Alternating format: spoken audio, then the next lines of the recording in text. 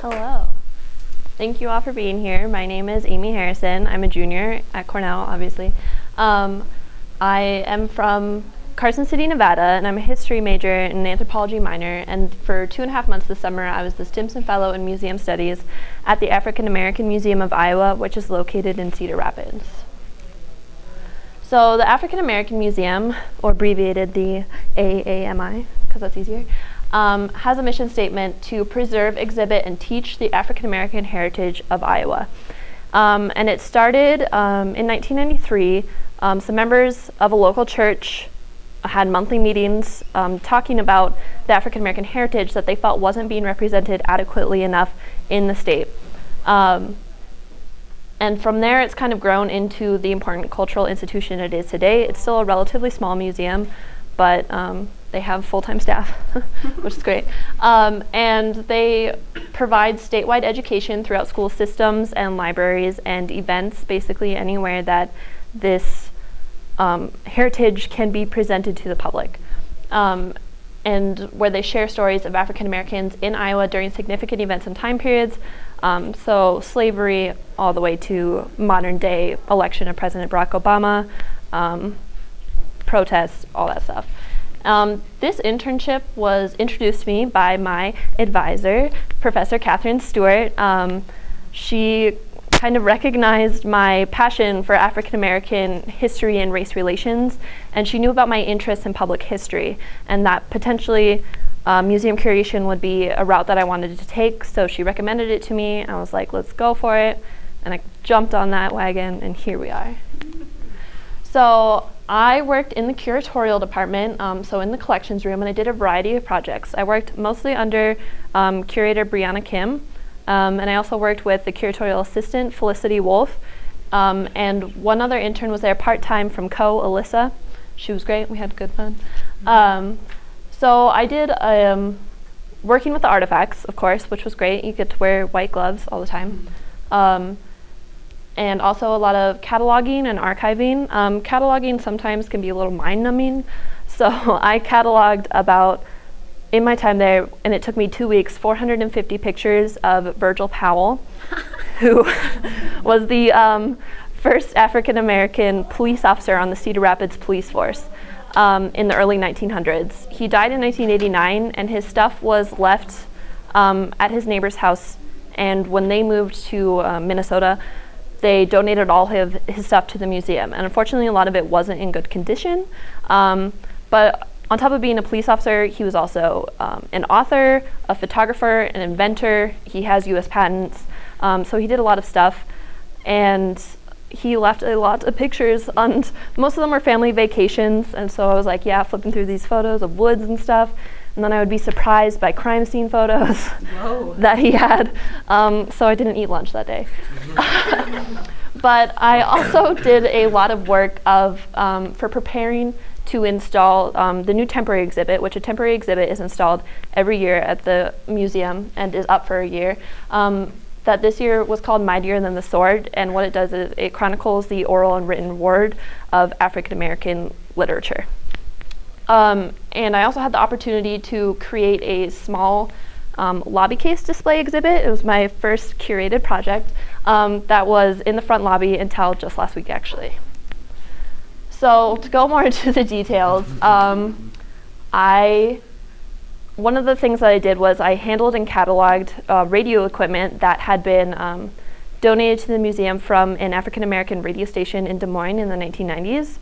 And this is where I kind of learned how important research is in a museum. For some reason, I had this idea that every object just comes with its history, like already there, which is not true. So I had no idea like what an audio tape mixer was, so I used Google a lot. And research is also very important in script writing. And so scripts are the little facets of information that accompany an artifact or tell you something about a person and just generally lay out the story that the museum wants you to follow. And I got the opportunity to write quite a few of those, which I was very surprised by that they let me do that. And script writing was difficult because you have to do all this research, at least a day, and then condense it into 100 words or less. And so it's really hard to pick and choose what information you think is most important. And you also have to write the scripts at about an 8th grade level, because I learned that statistically that is what most people in the public read at. So coming from an academic institution, that was a hard thing to do. Construction was also a big part that I was not expecting, especially in installing Mightier Than the Sword. We had to like move the walls because it's a changing gallery, so the walls are movable, and they're very heavy, and my arms were very sore a lot, and there's a lot of sanding and staining, and it was very sweaty. And for my own lobby project that I did African Americans in the Olympics, because the time that it was being installed coincided with the start of the Olympics that just happened. So I looked at the general history of African Americans in the Olympics, when they were allowed to compete, when they were excluded a couple years later in the US. And then I made some connections to Iowa athletes who had competed. And a really cool thing about that was I got to pick and choose artifacts from the collections that the African American Museum had, and design the way I wanted the exhibit to look. And also, of course, do the research and write the script for that. So we also did some work on the permanent exhibit. We reopened it. We redid the flow. And that was open June 30th. My lobby exhibit was installed July 29th. And Mightier Than the Sword opened on August 22nd, or 26th, wow. And we'll be there for a year, so make sure to go check that out.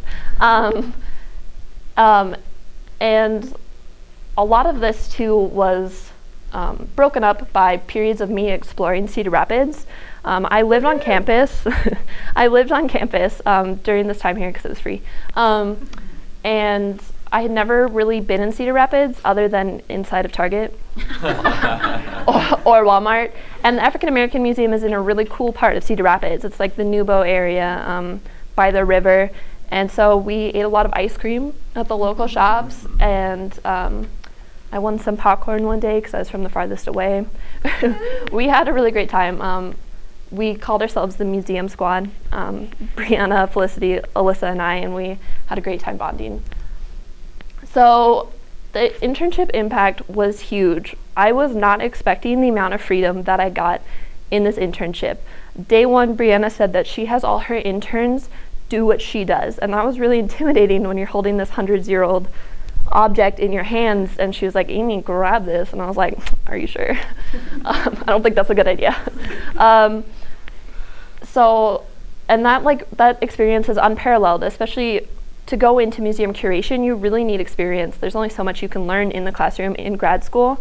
So this really cemented that this is what I want to do. I am going to grad school for museum studies. I will be a museum curator.